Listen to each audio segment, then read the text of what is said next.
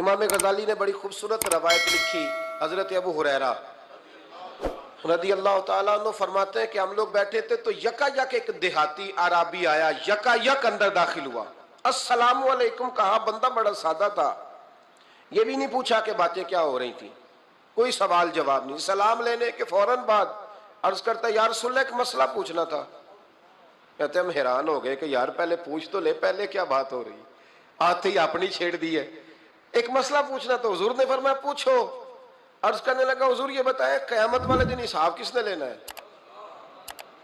تو محبوب مسکرائے، فرمایا بولے آدمی سادی سی بات ہے، حساب اللہ نے لینا ہے۔ کہتے وہ بات سن کے نا تو چل پڑا، جواب سن کے تو چل پڑا، رکا ہی نہیں۔ تو حضور نے فرمایا ٹھہر تو جا، پہلے تو آیا ہے، سلام لی ہے، بات بھی کوئی نہیں کرنے دی، دھڑام سے اندر داخل ہوا ہے اور سوال کا جواب لیا اور پھر تو نے تبصرہ ہی نہیں کیا تو نکل گیا ہے۔ یا رسول اللہ حکم کرے۔ فرمایا کیا پوچھ رہا تھا؟ حضور پوچھا ہے کہ حساب کون لے گا؟ تو حضور فرمانے لگے میں نے بتایا اللہ لے گا۔ تو بولا کیوں نہیں؟ کہنے لگا یا رسول اللہ بس اتنا ہی پتہ کرنا تھا، اگر اللہ نے حساب لینا تو پھر ہم نے باچی جانا ہے انشاءاللہ تعالی، پھر باچی جانا ہے۔ تو حضور فرمانے لگے کس طرح؟ کہنے لگا یا رسول اللہ جب وہ کریم غالب آئے گا نا، جب اس کا غلبہ آئے گا تو وہ بڑا کریم ہے، اس نے معاف ہی کرنا ہے، اس نے معاف ہی کرنا ہے، اس نے کرم ہی کرنا ہے۔ عدل کرے تے تھر تھر کمبن، عدل کرے تے پھر تھر تھر کمبن، اچیاں شانہ والے فضل کریں تے بخشے جاون، میرے جائے منہ کالے۔ فرمایا اس نے معاف ہی کرنا ہے۔ حضرت ابو ہریرہ کہتے ہیں کہ حضور نے فرمایا ٹھیک ہے تو جا۔ وہ چلا گیا تو حضور رونے لگے۔ فرماتے ہم نے عرض کی حضور کیا ہوا؟ تو محبوب فرمانے لگے بندہ بڑا سادہ تھا پر بات بڑی کھری کر گیا ہے، بڑی کھری بات کر گیا ہے۔ کریم جب غالب ہوتا ہے تو معاف ہی فرماتا ہے۔ تو بھائی سادے لوگوں کو بھی پتا تھا کہ اللہ کی رحمت کی بات، ہمارے گھروں میں ہماری گفتگو میں ہمارا ایک دوسرے سے ملنا، ناراض نہ ہونا، مایوسی کی باتیں کرتے ہیں، مایوسی۔ میں انتظار میں ہوں کہ کوئی بندہ مجھے ملے اور آ کے کہے میں بڑا راضی ہوں، بتائے اللہ کا شکر کیسے کرنا ہے۔ میں انتظار میں ہوں، اتنے سالوں میں مجھے بندہ کوئی نہیں ملا، جو ملا اس نے یہی کہا ہے پریشان بڑا ہوں دعا کر دیں، بڑی اذیت ہے، سب سے زیادہ میں ہی تنگ ہوں، کچھ کرے، کوئی وظیفہ بتائیں، کوئی تعویذ دیں، کوئی ملے نا یار، کوئی ملے، کوئی کہے کہ الحمدللہ تعالی۔ اور میں نے تعلیم کے لیے صرف اور اظہار نعمت کے لیے، تشکر کے لیے کئی دفعہ آپ کے سامنے یہ کہا ہے کہ الحمدللہ جس طرح کے استاد مجھے ملے شاید کسی کو نہ ملے، اور میں نے اظہار تشکر کے طور پر کہا ہے پھر کس طرح کے شاگرد مجھے ملے ہیں اتنے اچھے فرما بردار شاید کسی کو نہ ملے، اور جس طرح کے سادے اور درویش ماں باپ اللہ نے مجھے عطا فرمایا۔ اب تو بڑا تیز لوگوں کا زمانہ ہے نا، شاید کہیں میسر آئے۔ اور میں کہا کرتا ہوں اتنے فرما بردار مرید بھی نہیں ملتے، لوگ تو کہتے ہیں فرما بردار نہیں ملتے، ہمیں الحمدللہ فرما بردار تابع دار ہر لحاظ سے اچھے ملے۔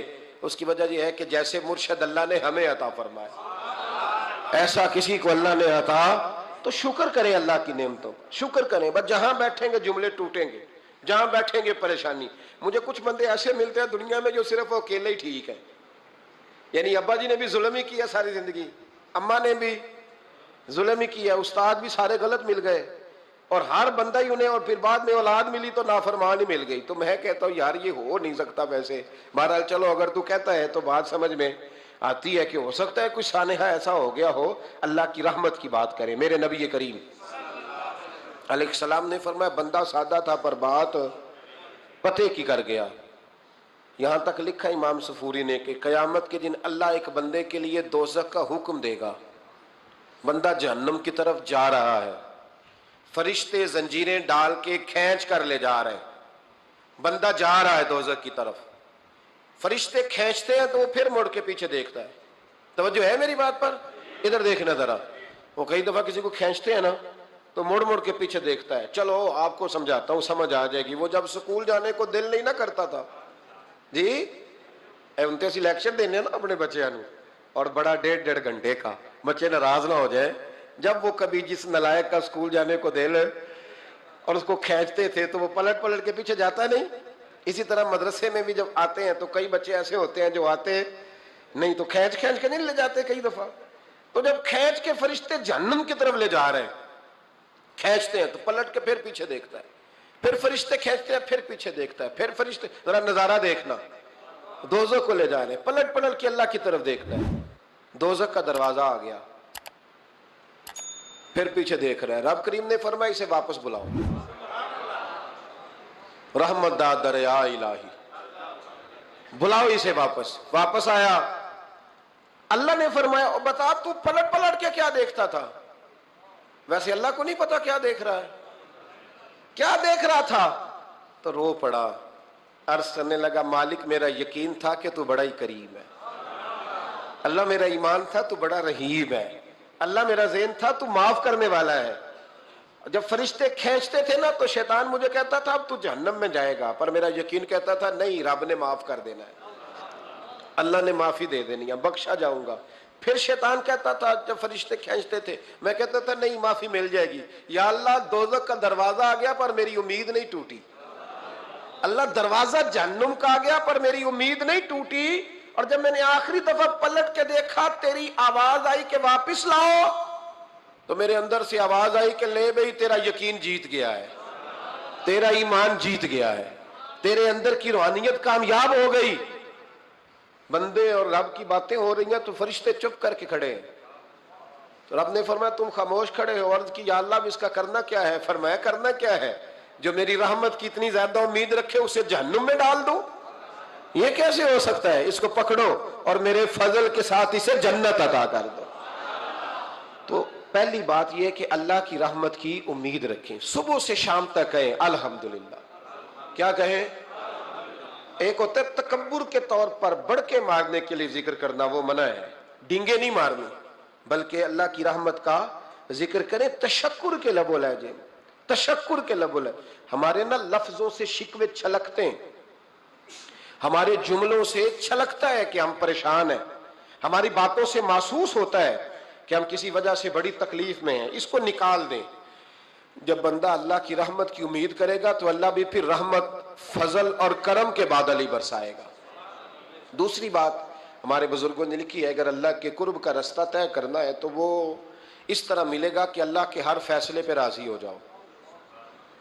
जहां अल्लाह ने मुझे बिठाया मैं राजी हो जाऊं, जहां अल्लाह तबारक व तआला ने मेरे भाई को बिठाया है वहां मेरा भाई राजी हो। जहां जहां अल्लाह ने हमें बिठाया है हम उस जगह पे राजी।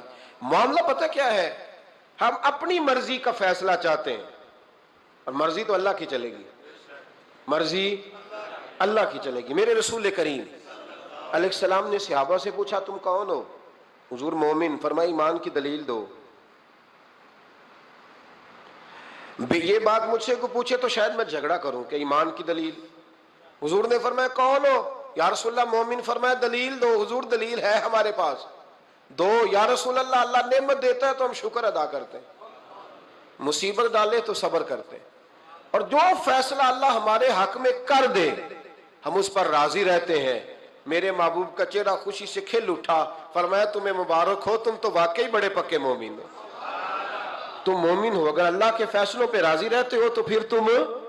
हुजूर फरमाते हैं कुछ लोगों को अल्लाह क़यामत में बगैर हिसाब किताब जन्नत में दाखिल करेगा। फरिश्ते पूछेंगे पुल सिरात से हुआ है? वो कहेंगे देखी ही नहीं।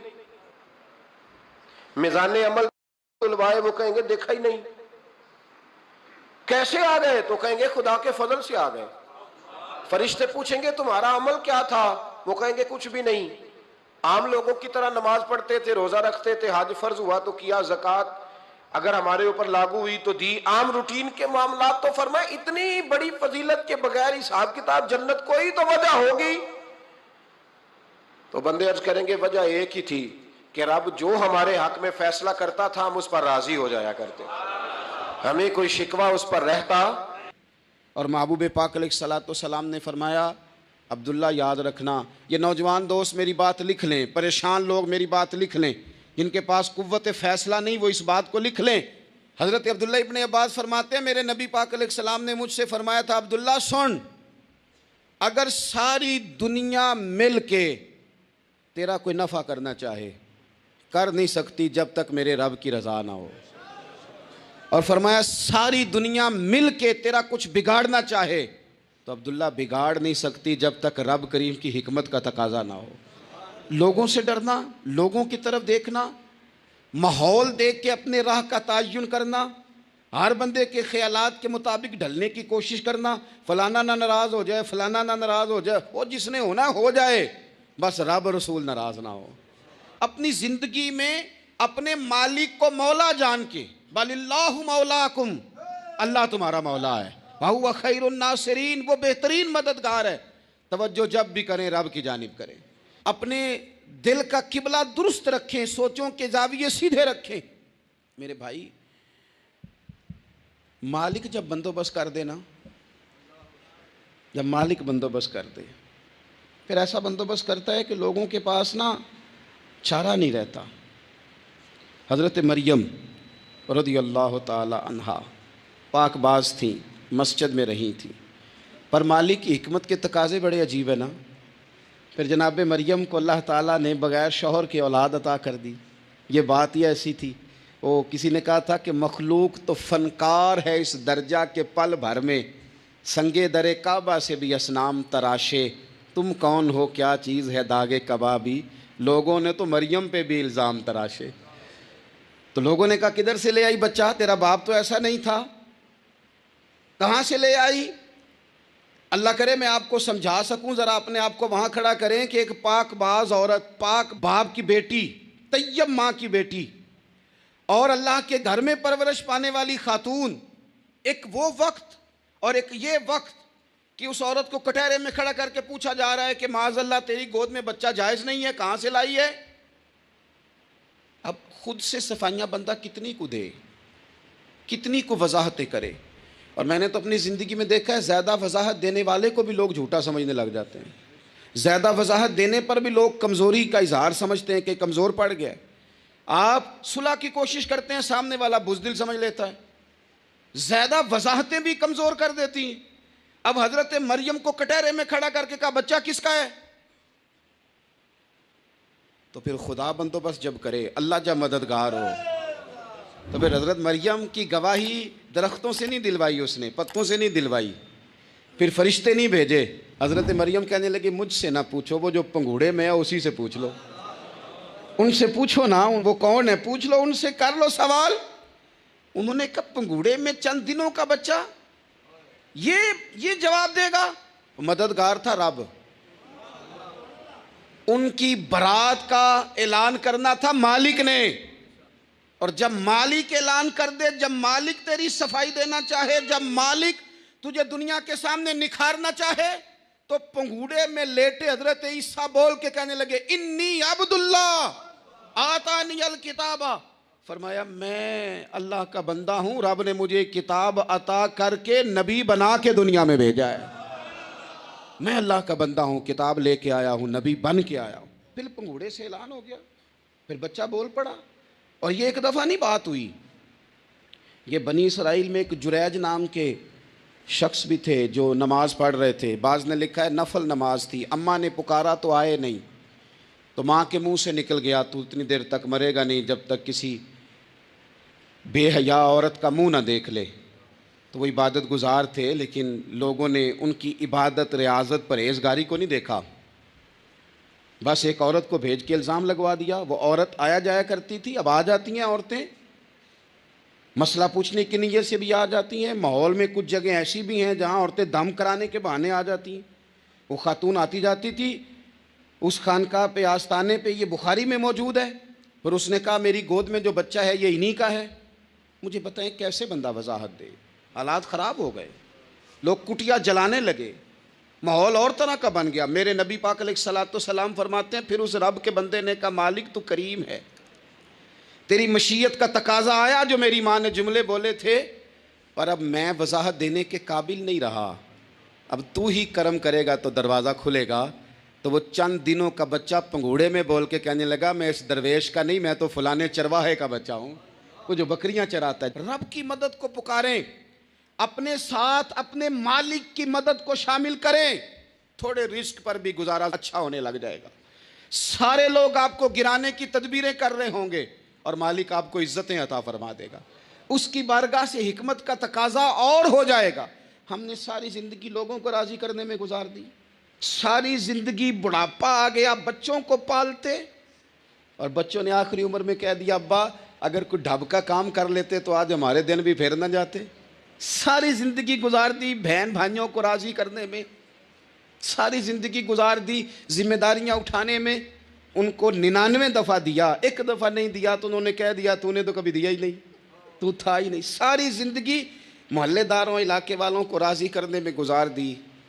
اور میں نے ایسے لوگ بھی دیکھے دین کے لیے وقت گزارا, لیکن جب بڑھاپے میں دانت کام نہ کرتے تھے تو وقت کے مفتیوں کو بھی مسجدوں کی کمیٹیوں نے کہہ دیا اب آپ کی سمجھ نہیں آتی, ہم نے خطیب کو یور رکھنا ہے, نہ دیکھو دنیا کی طرف, دنیا رلا دیتی ہے, نہ راضی کرو بندوں کو, بندے تھکا دیتے ہیں, نہ پیچھے بھاگو ہر وقت دنیا داروں کے, یہ انسان کو کمزور کر دیتے ہیں. وہ تو کریم ہی بڑا ہے, 2 آنسو زمین پر بعد میں گرتے ہیں, بندے کے گناہ سارے پہلے معاف فرما دیتا ہے. اللہ کی مدد کا حصول, اپنے مالک کی مدد کی طرف بڑھنا. آپ کو بدر کی جنگ بھی یہی درس دے گی, آپ کو احد کا میدان بھی یہی سبق دے گا, فتح مکہ بھی یہی سبق دے گا. میرے دوستو, جب رب مدد فرمائے, جب اللہ مددگار بنے. دوستوں سے ایک بات اکثر کرتا ہوں, میں کہتا ہوں کہ جتنے درد سے آپ امیر کو اپنی کہانی سناتے ہیں نا, اور جس طرح آپ کے آنسو بات کرنے سے پہلے گر جاتے ہیں کہ غریب ہیں, بچیاں ہیں, کاروبار نہیں, او میرے سنگیو, اس سے آدھے آنسو اپنے رب کی بارگاہ میں بکھیرو, اس کے حضور عرض گزار ہو جاؤ, اس سے طلب کرو. ایک وقت انسان پر زندگی میں ایسا آتا ہے کہ اسے یوں محسوس ہوتا ہے کہ میرا سایہ بھی ذرا سا پیچھے ہٹ گیا ہے. اسے یوں لگتا ہے کہ میں کسی سہارے پہ ہاتھ ڈالتا ہوں تو وہ بھاگ جاتا ہے مجھ سے.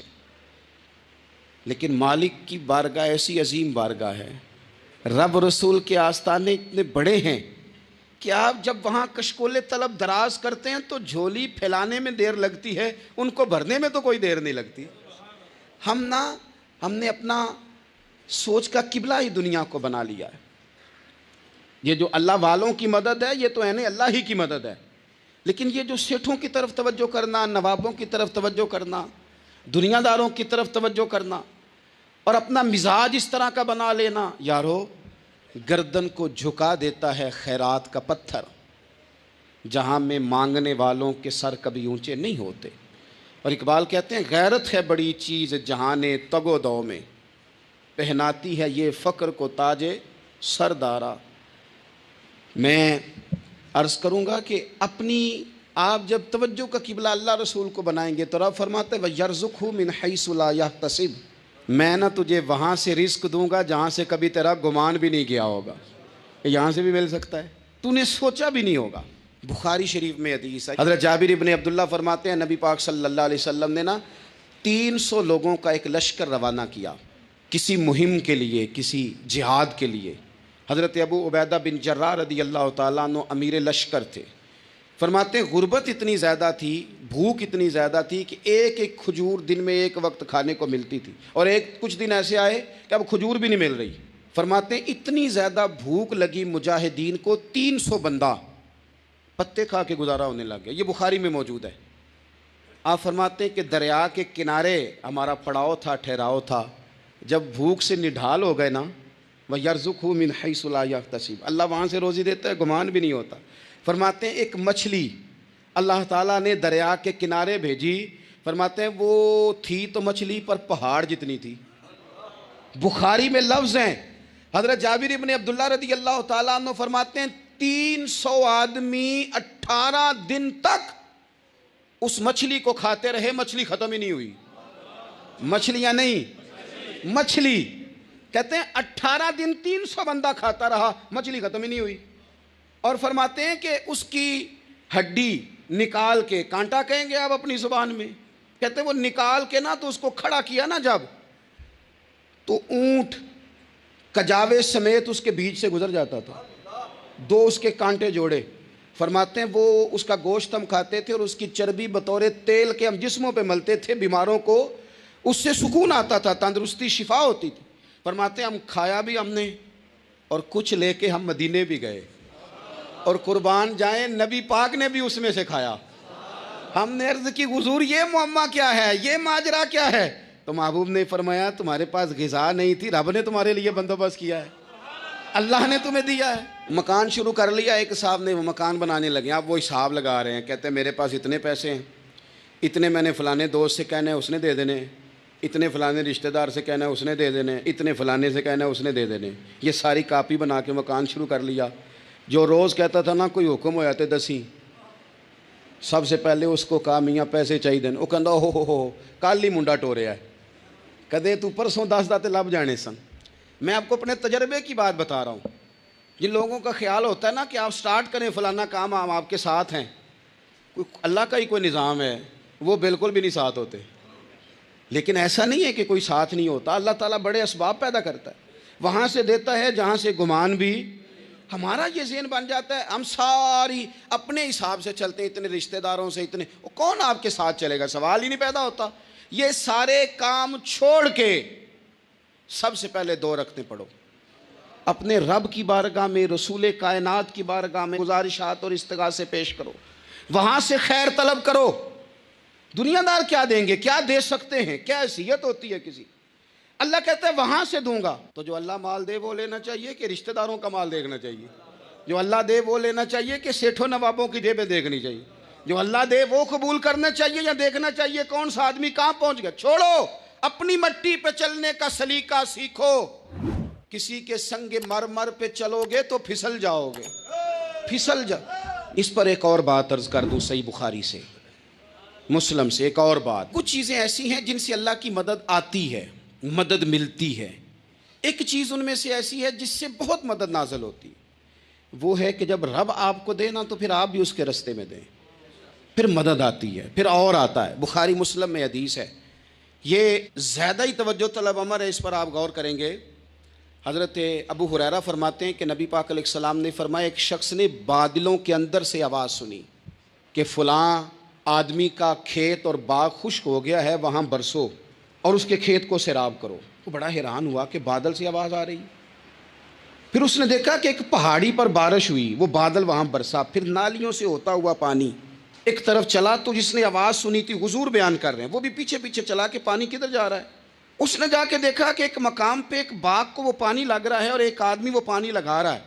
اس نے اس سے پوچھا تیرا نام کیا ہے؟ اس نے کہا کیوں؟ کہنے لگا بتا نا. اس نے نام بتایا تو کہنے لگا یہی تو وہ نام ہے جو میں نے بادلوں کے اندر سے سنا ہے کہ فلاں کے کھیت کو پانی دے دو.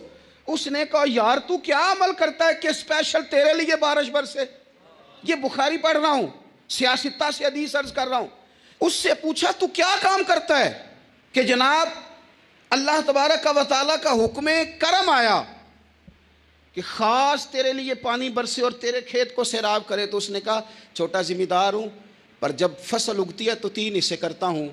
ایک حصہ اپنے بال بچوں پہ, بہن بھائیوں پہ خرچ کرتا ہوں, ایک حصہ پورا, اور ایک حصہ دوبارہ کاشتکاری پہ لگاتا ہوں, اور تیسرا حصہ خالص میں نے مسکینوں, یتیموں اور غریبوں کے لیے رکھا ہوا ہے. وہ جو تیسرا حصہ, اللہ کرے آپ سمجھیں, وہ رب کے بندوں پہ تیسرا حصہ خرچ کرتا ہے نا, تو کریم مالک نے فرمایا جہاں سے غریب کا حصہ جاتا ہے وہ کھیت خشک نہیں رہنا چاہیے. وہ جہاں سے مسکین روٹی کھاتے ہیں وہ خشک نہ رہے. جہاں سے یتیموں کو کچھ آتا ہے کہیں اس کی فصل رہ نہ جائے. میں اور آپ بھی اگر اپنے مال میں مسکینوں, یتیموں, غریبوں کے حصے رکھ لیں گے تو فصلیں خشک نہیں رہیں گی. ان کے اندر تازگی آئے گی, نور آئے گا, کرم آئے گا, خاص کر خدا کی رحمت برسے گی. مدد اللہ سے چاہیں, اپنی توجہات کا مرکز رب رسول کی ذات کو بنائیں, پھر آپ محسوس کریں گے کہ بڑی جلدی اللہ تعالیٰ کی مدد آنے لگی ہے. کبھی آپ صرف کہہ دیں نا میرا رب میرے ساتھ ہے, اس لفظ میں اتنی طاقت ہے کہ دشمن ویسے زہر ہو جاتا ہے. زندگی میں کسی سے بھی لڑائی ہو, اچھی طرح سوچ لیں کہ اللہ اس طرف ہے یا اس طرف ہے. اگر آپ زیادتی پہ ہیں تو پھر رب مظلوم کی جانب ہے. اگر اللہ کی مدد آپ کے ساتھ ہے تو دنیا کی کوئی طاقت آپ کو گرا نہیں سکتی. اور اگر آپ مظلوم کے مقابلے میں ظالم بن کے آپ کھڑے ہو گئے ہیں اور آپ نے رویہ وہ اختیار کیا ہے کہ جس میں مدد نہیں آئے گی, تو پھر یاد رکھ لیں کہ آپ کوئی بھی ہیں, کہاں بھی ہیں, آپ کمزور ہیں. طاقتور تھے ابتدائے اسلام میں, ظاہری طاقت تھی کفار مکہ کے پاس, وہ ڈنڈوں سے مارتے تھے غریبوں کو, ان کے ہاتھوں میں ڈنڈے تھے, پر خدائی طاقت ان مظلوموں کے ساتھ تھی. صاحب زرقانی نے لکھا ہے حضرت زنیرہ رضی اللہ تعالیٰ عنہ ایک لونڈی ہیں، غریب ہیں، ماڑے دا کی کام محمد نس جانا یا رونا، غریب سادی بی بی اور لونڈی کنیزہ، ایک مشرک کی کنیزہ تھی، انہوں نے کلمہ پڑھ لیا، وہ ڈنڈوں سے مارتا، دروں سے مارتا، تکلیف دیتا۔ حضرت زنیرہ رضی اللہ تعالیٰ عنہ کو اتنا مارا، اتنا مارا۔ اب آپ ایک اور پہلو پر بھی غور کریں، مار بھی پڑ رہی ہے پر خدا ادھر ہی ہے، اللہ کی مدد ادھر ہی ہے۔ رب کہتا ہے کہ پہلے تو صبر کرنا، ان اللہ مع الصابرین، تو صبر کرے گا تو پھر رب کی معیت ملے گی، ذرا ٹھہرنا، تو تھوڑا ڈٹنا۔ ان الذین قالوا ربنا اللہ ثم استقاموا تتنزل علیہم الملائکہ، تو کہے اللہ میرا رب ہے، پھر تو پہلے ڈٹ، پہلے تو نے ڈٹنا ہے۔ ثم استقاموا، جو ڈٹ گیا، تتنزل علیہم الملائکہ، ڈٹنے والے کے لیے مدد آتی، پہلے تھوڑا ٹھہرنا پڑتا ہے، پہلے تھوڑا صبر کرنا پڑتا ہے، حوصلہ کرنا پڑتا، اس کے بعد مدد آتی۔ مار پڑ رہی ہے، مارا جا رہا ہے حضرت زنیرہ کو، ان کا مالک جو ہے ظاہری آقا وہ مار رہا ہے، یہ کنیزہ ہے، اتنا مارا، اتنا مارا، ان کی بینائی چلی گئی، نظر آنا بند ہو گیا۔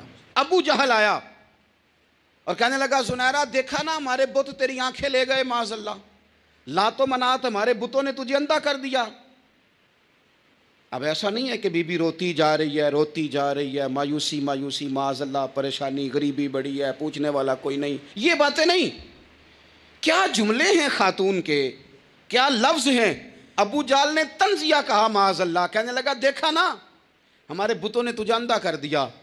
تو جناب زنیرہ آنکھوں کی بینائی گئی ہے، رات کو گئی ہے، دکھ ابھی تازہ ہے، لیکن اللہ پہ جو توکل ہے، اپنے مالک سے جو رشتہ ہے وہ اتنا مضبوط ہے، اتنا طاقتور ہے، اس میں اتنی گہرائی ہے کہ حضرت زنیرہ بول کے نا اتنی قوت سے بولی، اتنی طاقت سے بولی کہ پورے کفر پر لرزہ طاری ہو گیا۔ فرمانے لگی تمہارے بتوں کی کیا اوقات ہے کہ وہ میری بینائی لے جائیں، یہ میری رب کی حکمت کا تقاضا ہے۔ جب تک اس نے چاہا زنیرہ دیکھتی رہی، اور جب اس نے چاہا زنیرہ کی آنکھوں کی بینائی چلی گئی، اور اگر وہ چاہے گا نا تو بینائی واپس بھی کر دے گا۔ اگر ہو ذوق یقین پیدا تو کٹ جاتی ہیں زنجیریں، اگر وہ چاہے گا تو بینائی آ بھی جائے گی۔ حضرت زنیرہ نے رات کو یہ لفظ کہے، ابو جہل اور سارے کفار ڈر کے سن کے چلے گئے، آپ اطمینان سے آ کے بستر پہ سوئی۔ جب سویرے اٹھی تو اللہ نے آنکھوں کی روشنی واپس کر دی تھی، آنکھوں کی۔ اب چھڑی پکڑی ہے، بازاروں میں گھومتی ہے، کہتی ہیں بلاؤ کدھر ہے تمہارے لات و منات، دیکھو میرے رب نے روشنی واپس کر دی۔ آ کر میرے ساتھ ادھر آ، ستمگر ہنر آزمائیں، تو تیر آزما ہم جگر آزمائیں۔ بیمار لوگوں یاد رکھو، کہہ دیا ڈاکٹر نے کہ تو بڑا بیمار ہے، تو بڑا کمزور ہے، یہ ہو گیا وہ ہو گیا، تو ڈاکٹر اپنے علم کے مطابق بات کر رہا ہے، ہوگا تو وہ جو میرا رب چاہے گا۔ کمزور ہو جانا، پریشان ہو جانا، تکلیف میں آ جانا، پتہ نہیں بات ہو گئی ہے تو جانے کیا ہو جائے گا۔ اپنی زندگی کے اندر اپنے رب سے رشتہ مضبوط کریں، رسول کائنات سے رشتہ مضبوط کریں، اللہ والوں سے رشتہ مضبوط کریں۔ حضرت زنیرہ نے پیغام دیا کہ زندگی میں جو جینا چاہتے ہیں تو وہ رب کا نام لے کے جی سکتے ہیں، جو اپنی زندگی میں خوشیاں دیکھنا چاہتے ہیں تو رسول اللہ کے نام پر خوشیاں دیکھی جا سکتی ہیں۔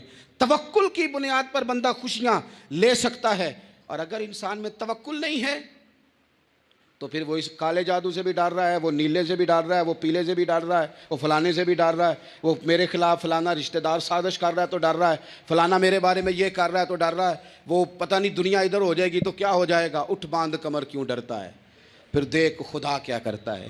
تو اس ساری گفتگو کا نچوڑ آپ کو یہ عرض کیا ہے، سب سے پہلے تو یہ کہ میدانوں میں مدد بھی اللہ کی، رزق میں مدد بھی اللہ کی، فصلیں خشک ہوں تو مدد پھر بھی اللہ کرے، تو پھر ساری مدد، اور اگر انسان بیمار ہو تو پھر بھی مدد اللہ کی۔ تو اپنے اللہ کی جانب توجہ کو بڑھائیں، آپ اللہ سے مدد کے سوالی بنیں۔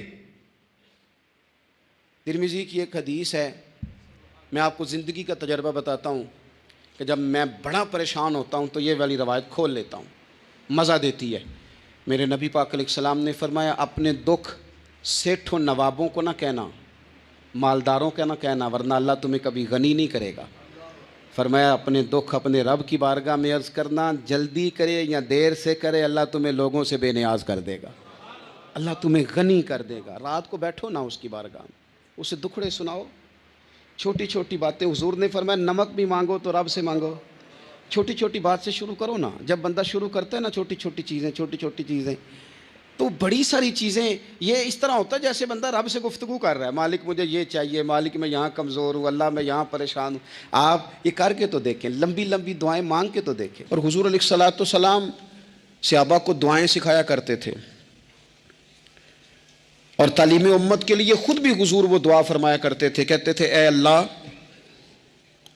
बुज़दिली से बचा, कंजूसी से बचा, ए अल्लाह उस बुढ़ापे से बचा जो इंसान को बड़ा परेशान कर दे। हुजूर दुआएं मांगा करते थे। देखिए बीमार इंसान हो जाता है, अगर वो सोचे ना रब की तरफ से है तो फिर बीमारी का लोग बड़ा मज़ा लेते हैं, क्योंकि जब बंदा बीमार होता है तो नफसानी ख्वाहिशात सारी ख़त्म हो जाती हैं। और मैं अक्सर दोस्तों से कहता हूँ कि बाद चीज़ें ऐसी हैं जो वजद में ले आती हैं बंदे को, अगर वो गौर करे तो। आप ये हदीस पाक सुने, हुजूर अलैहिस्सलाम ने फरमाया बीमार के साथ ज़िद ना करो कि ज़रूर खा, ज़िद ना करो, इसलिए कि अल्लाह उसे खिला भी देता है पिला भी देता है। अब जब किसी को पता चले कि मैं बीमार हूँ तो रब मुझे खिला पिला रहा है, तो मुझे बताइए बीमारी कितनी प्यारी लगेगी, बीमारी में कितना सुरूर आएगा। फिर तो इंसान हमेशा चाहेगा कि मुझे वो चीज़ें मिले जो मुझे अल्लाह तबारक व तआला की बारगाह के करीब कर दें। दूसरी बात यह है कि मैदान में जब इंसान उतरता है ना, तो उसे एक बात अपने ज़हन में रखनी चाहिए कि जीत और हार ये अल्लाह ताला के दस्ते कुदरत में है, लेकिन जब वो लड़े तो जीतने के लिए लड़े। हमारे यहाँ ना बहुत सारे लोग लड़ने से पहले ही हारे हुए होते हैं, मैदान में निकलने से पहले ही वो कमज़ोर बातें कर रहे होते हैं, अभी सफ़र शुरू नहीं होता।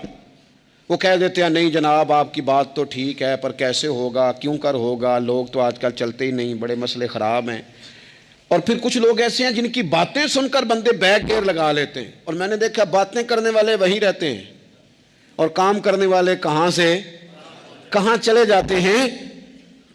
ये यकीनी नहीं कि जीतेंगे, लेकिन जब मैदान में उतरे ना तो फिर हमेशा जीतने के लिए उतरे। कोशिश करें कि मैंने इस अंदाज में निकलना है कि मैंने ना जीतना है। हज़रत मौला अली शेर खुदा करम अल्लाह ताला वजहुल करीम से किसी बंदे ने पूछा हुजूर आप हर मैदान में कामयाब क्यों रहते हैं? फरमाने लगे जीत हार तो रब करीम के दस्ते कुदरत में है, लेकिन जब मैं उतरता हूँ ना मैदान में तो मैं दुश्मन देख के पहले ही फैसला कर लेता हूँ कि मैंने इसके पेट में खंजर मारना है कि गले पे, मैं जीतने के लिए मैदान में उतरता हूँ। तो आप देख लेना दीवारें हिलती रहती हैं और दर कांप जाता है, अली का नाम सुनकर अब भी खैबर कांप जाता है। क्यों कि कहते हैं मैं ज़हन बना लेता हूं कि मैं इसे काट के लाऊंगा, मैं डरता और सहमता हुआ मैदान में नहीं उतरता। ज़हन होता है कि आज लड़ूंगा तो जीतूंगा, आज मैं देखे मैं क्या करता हूं। हौसला नहीं पैदा कर पा रहे बच्चों में। कुछ बच्चे भी अल्लाह खैर करे अज़्म व हिम्मत वाले लोगों के पास बैठते नहीं, और दूसरा हम अपने बच्चों का किसी को आइडियल भी नहीं बनने देते। बच्चे किसी का नाम लेते हैं तो हम कहते हैं पुत्र छाड़ परा, ये दौर ही नहीं है। हम कोई ऐसा ज़ौक़, कोई मिजाज, कोई तबीयत पैदा ही नहीं होने देते। कुछ आने वाली नस्ल का मिजाज है कि वो उठना नहीं चाहती, बैठना नहीं चाहती, चलना नहीं चाहती, वो चाहती है मैं लेटी रहूँ, मोबाइल मेरे हाथ में रहे, बाकी सारे काम रिमोट कंट्रोल हो। जब इंसान देखे ना, एक डॉक्टर साहब के पास एक दफ़ा मैं गया तो एक मरीज़ को वो समझा रहे थे, उसे कह रहे थे कि तू थोड़ी वर्जिश भी किया कर, थोड़ी वर्जिश भी किया कर। और साथ उन्होंने बड़ी अच्छी बात की, कहने लगी अल्लाह ताला ने ना जिस्म में जोड़ बनाए हैं, ये घुटने हैं, ये कोहनियाँ हैं, अल्लाह ने जोड़ बनाए हैं, इसीलिए तो बनाए थे कि थोड़ी इनको हरकत भी दी जाए। लेकिन अगर आप इन जोड़ों को हरकत ही नहीं देंगे तो ये तो जांगालूद हो जाएंगे। तो काम ज़िंदगी में अज़म के साथ, हिम्मत के साथ, और सबसे बड़ी मजबूती ये है कि आप यहाँ से मजबूत हों, आप आसाबी तौर पर मजबूत हों। ये जो कमज़ोरी है ना, ज़हनी कमज़ोरी, मैं नहीं पसंद करता कि मतलब ख़वातीन बच्चों को इसलिए डराएं कि बेटा ओहो हो बिल्ली आ गई है। बिल्ली क्या होती है जी? लेकिन जो ख़वातीन आज भी बच्चों को बिल्ली से डराएंगी, अच्छा उसको डरा बिल्ली से रही होती हैं और साथ कह रही होती हैं मामा का शेर। جی آپ کا شیر بلی سے ڈرتا ہے، یہ اماں کا شیر بلی سے ڈر رہا ہے، آپ نے اس سے بلی سے ڈرا دیا اور نام شیر رکھ دیا ہے. یہ کیسا شیر ہے کہ جو بلی آتی ہے تو بھاگ جاتا ہے؟ یہ ماحول مطلب متضاد ہے. یہ کاکروچ دیکھ کر چیخیں مارنا نا، یہ برگر فیملی ہونے کی علامت ہے. چھپکلی دیکھ کر نا چیخیں مارنا، یہ امیر گھروں کی علامت ہے، پڑھے لکھے لوگوں کی علامت. یہ کیا مذاق ہے؟ جو قوم چھپکلی سے ڈرتی ہے، کاکروچ سے ڈرتی ہے، اور جو لوگ کہتے ہیں ہو یہ جناب یہ تو اندر میرے وہ آ گیا ٹوکا تو یہ کھا جائے گا، تو یہ قوم انقلاب برپا کرے گی، یہ میدانوں میں نکلے گی. بڑے خوبصورت انداز میں ویڈیو بنا کے تو اس کو شیئر کیا جاتا ہے کہ وہ جی قربانی والے دن بکرا ذبح ہو رہا تھا تو بچہ رو پڑا. کیا بات کرتے ہیں آپ؟ یہ جہاد کرے گا بچہ کل کو جو بکرے ذبح ہونے پہ روتا ہے؟ اعصابی مضبوطی ذہنی طور پر مضبوط کب ہوتی ہے؟ جب انسان اخلاقاً مضبوط ہوتا ہے، اس کی طبیعت وزادار ہوتی ہے، اس کا مزاج اسے مضبوط کرتا ہے. آپ ایک حدیث دیکھیں، ترمذی میں موجود ہے. حضور علیہ الصلوۃ والسلام نے فرمایا جب اللہ تعالیٰ نے زمین کو پیدا کیا تو زمین ہلنے لگی. تو اللہ نے پہاڑوں کو میخیں بنا کر قلعے بنا کر زمین میں لگا دیا تو زمین ٹھہر گئی. فرشتے فوراً عرض گزار ہوئے کہ مالک تیری سب سے طاقتور مخلوق یہ پہاڑ ہیں؟ فرمایا نہیں، لوہا جو ہے نا وہ پہاڑوں سے بھی طاقتور ہے، کیونکہ لوہا پہاڑ کو کاٹ دیتا ہے. یا اللہ پھر لوہا سب سے طاقتور ہے؟ فرمایا نہیں، آگ اس سے بھی طاقتور ہے. کیا آگ سب سے طاقتور ہے؟ تو فرمایا نہیں، پانی بھی ہے. کیا پانی طاقتور ہے؟ فرمایا ہوا بھی ہے جو پانی کا رخ پھیر دیتی ہے. مسلمانوں خدا را اس سے بڑا ذوق نہیں ملے گا. میں طاقتور ہونے کا طریقہ بتا رہا ہوں. ہمارے ہاں لوگ سمجھتے ہیں کہ میں بولتا زیادہ ہوں اس لیے میں طاقتور ہوں، میرے پاس اسلحہ زیادہ اس لیے میں یہ دیکھو حضور نے بتایا طاقتور کون ہوتا ہے. یا رسول اللہ پتھر پہاڑ طاقتور ہیں؟ تو فرمایا نہیں، ان پر تو لوہا ہے، لوہا طاقتور ہے. نہیں، اس پر تو آگ ہے، آگ طاقتور ہے. نہیں، اس پر تو پانی ہے، پانی طاقتور، اس پر تو ہوا ہے. تو حضور پھر مہربانی کریں بتائیں طاقتور کون ہے. تو یہ دیکھو نا، یہ یاد رکھو نا، یہ کائنات کے سب سے بڑے حکمت والے محبوب کی بات یاد رکھو نا. حضور فرمانے لگے سب سے زیادہ طاقتور وہ مومن ہے جو سیدھے ہاتھ سے صدقہ دیتا ہے اور دوسرے کو پتہ بھی نہیں لگنے دیتا. اس ہاتھ سے صدقہ دیا اور اس ہاتھ کو پتہ، جس میں یہ اخلاقی طاقت آ جائے نا کہ اللہ کے رستے میں دیکھ کر پھر اسے چھپانا آ جائے، وہ بڑا طاقتور آدمی ہے. میں یہ سب سے بڑا طاقتور ہے جس نے اپنے رب سے راز نیاز شروع کر لیے، اللہ کے رستے میں دیتا ہے پھر کسی کو خبر. یہ کون سی طاقت ہے؟ یہ روحانی طاقت ہے، یہ اخلاقی طاقت ہے، یہ کردار کی طاقت، یہ سوچوں کی طاقت ہے، یہ آپ کے مزاج کے بلند ہونے کی طاقت ہے. لیکن اگر مسجد میں ٹائلیں لگوا کر بھی ایک ٹائل پہ نام لکھوا لیا ہے، اگر کہیں تعاون کر کے بھی کہا میرا ذکر کرو، کوئی خدمت کر کے کہا میرا نام لو، پھر آپ کمزور ہیں، پھر آپ طاقتور نہیں ہیں، پھر آپ نے بزدلوں جیسا کام کیا، پھر آپ نے وہ رنگ اختیار کیا ہے جو شاید آپ کو ذہنی طور پر بڑی کوفت میں مبتلا کر دے. تو اعصابی طاقت، اعصابی قوت. آپ دیکھیں حضرت صدیق اکبر رضی اللہ تعالیٰ عنہ، حضور نے تربیت کی تھی نا. میں ذمہ داری سے کہتا ہوں کہ تعصب کی اینک نہ کسی نے پہنی ہو، ورنہ کائنات میں عشق کی داستان ختم ہو جاتی ہے جناب صدیق اکبر پر. جو پیار انہوں نے مدینے والے محبوب سے کیا ہے کوئی کر ہی نہیں سکتا. اور ہر وقت کی جدائی، ہر وقت کی، یعنی بیٹھے بیٹھے نا حضور کے وصال کے بعد بیٹھے بیٹھے حضرت صدیق اکبر اٹھ کے نا تو ایک رستے پہ چلنا شروع ہو گئے. کسی نے پوچھا ابو بکر کہاں جا رہے ہو؟ کہنے لگے یار ایک دن نا محبوب 2-3 دن کے لیے کہیں گئے تھے، اس رستے واپس آئے تھے. جنہاں دے دل بر جانی وچھڑن کون روے پھر تھوڑا، یہ سب روگاں دا روگ محمد جس دا نام وچھوڑا. پریشان ہوں تو دل کر رہا ہے پتہ نہیں یہاں سے آ نہ جائیں. اتنا زیادہ محبوب کی غلامی اور نبی پاک کی محبت کا ذوق، لیکن اعصابی طور پر مضبوط کتنے تھے. حضور کے وصال کے بعد جس بندے نے اپنے پروں کے نیچے پوری امت کو سنبھال لیا ہے نا، اس کا نام بھی ابو بکر صدیق ہی ہے. ایسے ایسے سنبھال لیا، سب کو سنبھال، دکھ سب سے زیادہ لیکن سنبھالا. کوئی زکوٰۃ کا منکر پیدا ہو رہا ہے, کوئی ختم نبوت پہ حملہ کر رہا ہے, کوئی کچھ ہو رہا ہے, کوئی کچھ ہو رہا ہے. ابو بکر صدیق نے فرمایا سارے لشکر روانہ کرو, جہاں جہاں حضور نے فرمایا تھا جہاد کرو. فرمایا جو ایک رسی بھی زکوٰۃ کی نہیں دے گا وصول کریں گے. لوگوں نے کہا حضور حالات بڑے اور طرح کے ہیں, کیسے کام چلے گا؟ حضرت عمر جیسے دلیر بندے بھی کہنے لگے جناب یہ نظام کیسے چلے گا؟ تو ابو بکر صدیق فرمانے لگے عمر تجھے تیری ماں روئے, تو بڑے مضبوط مزاج کا تھا, یہ مجھے کیا پیغام دے رہا ہے؟ فرمایا عمر یاد رکھ اگر میں مدینہ منورہ میں اکیلا بھی رہ گیا اور جنگل کے درندے میرا آ کے گوشت بھی نوچ کے لے گئے تو پھر بھی میں ان اصولوں پر کھڑا رہوں گا جن اصولوں پر مدینے والے رسول نے مجھے کھڑا کیا ہے. ذرا گنجائش نہیں. ہم یہاں سے مضبوط لوگ ہیں, یہاں سے ذہنی بلندی, ذہنی پختگی, یہ حسن ہے زندگی کا. یہ کیا بات ہوئی؟ پرسوں فیصلہ کوئی اور تھا, سویرے پروگرام کوئی اور بن گیا. کل فلانے کا مرید تھا, آج مجھے فیض نہیں ملا, ادھر جا رہا ہوں. پرسوں فلانے کو استاد بنا بیٹھا تھا, آج میرا پروگرام بدل گیا ہے.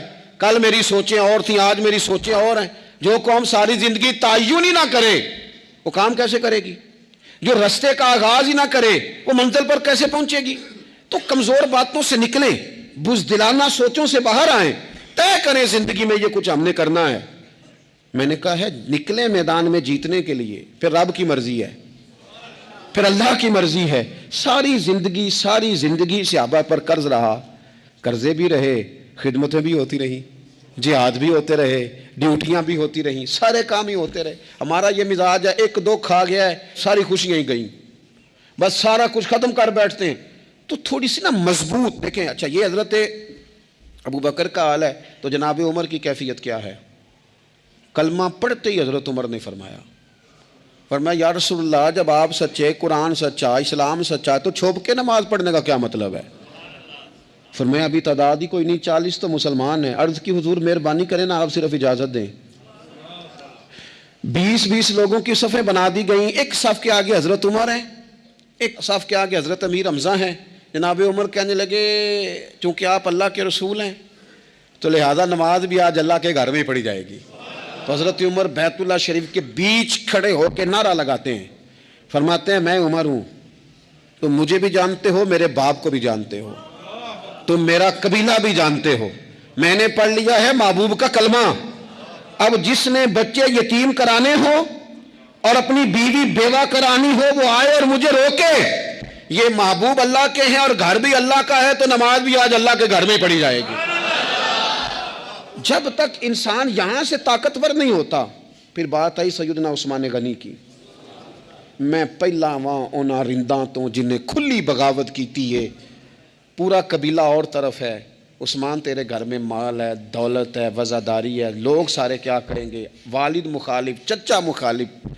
حضرت عثمان غنی جیسے آدمی کو پکڑ کے باندھ دیا گیا گھر میں. پر عثمان غنی کہنے لگے میں ان بزدلوں میں سے نہیں ہوں جو محبت بھی کریں اور اظہار بھی نہ کر سکیں, جو دعویٰ بھی کریں اور پھر ان کے اندر طاقت اظہار بھی نہ ہو. فرمایا تم جتنا باندھ سکتے ہو باندھ لو, تم اپنی دولتیں, حکومتیں اور اپنا جاہ و جلال سنبھال کے رکھو, ہم نے تو غلامی کا فیصلہ کر لیا ہے.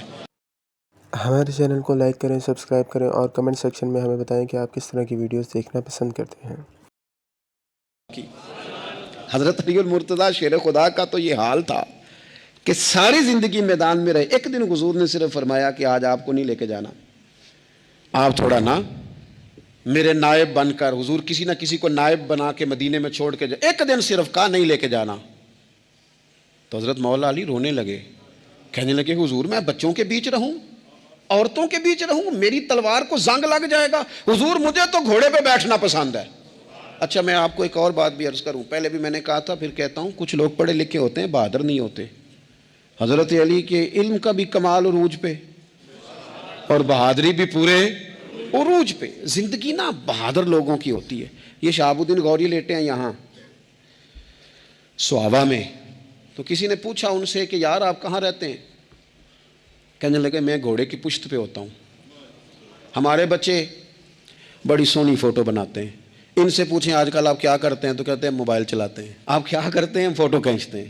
آپ کیا کرتے ہیں؟ کہتے ہیں وہ نا مجھے ایسا عجیب مسئلہ ہے موبائل کا کہ بچوں کی نا مطلب میں کئی دفعہ سوچتا ہوں کہ اگر انہیں کچھ 4 گھنٹے موبائل سے علیحدہ رہنا پڑا نا تو ہو سکتا ہے کہ ان کو ڈاکٹر کو بھی دکھانا پڑ جائے، اتنی کو بری حالت ہو گئی۔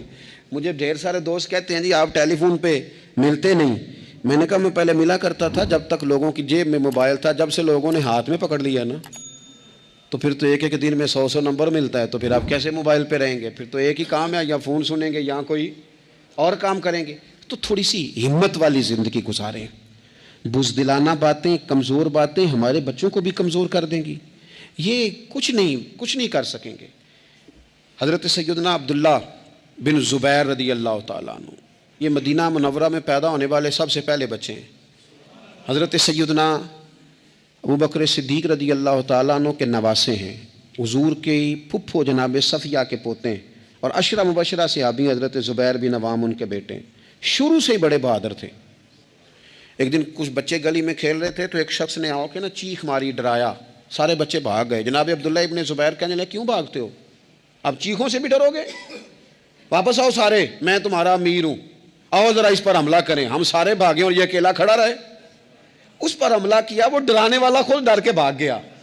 تھوڑا سا نا مزاج، ذہن، طبیعت دیکھیں نا، بدتمیزی اور چیز کا نام ہے، لیکن گفتگو کا مضبوط ہونا یہ اور چیز کا نام ہے۔ بچوں کو جب پوری طرح یہاں تو ہم ان کو اس قدر زیادہ کمروں میں بند رکھتے ہیں کہ جب وہ نکلتے ہیں باغی ہو جاتے ہیں، یہاں پھر یہ ہوتا ہے کہ ان کے اندر جو صلاحیتیں ہوتی ہیں وہ پوری طرح دب جاتی ہیں، وہ جو کیفیات ہوتی ہیں جو ایک مردانہ وصف میں ہونی چاہیے ان کے اندر موجود نہیں ہوتی۔ اقبال کہتے ہیں آئین جواں مرداں حق گوئی و بے باکی، اللہ کے شیروں کو آتی نہیں روباہی۔ اور یہ جو سہمے دوست ہیں نا، بالخصوص غریب طبقے سے، ان سے میں عرض کروں گا کبھی کسی کی گاڑی دیکھ کر مرعوب نہیں ہونا، کبھی کسی کے مہنگے کپڑوں کے روب میں نہیں آنا، کبھی نہیں۔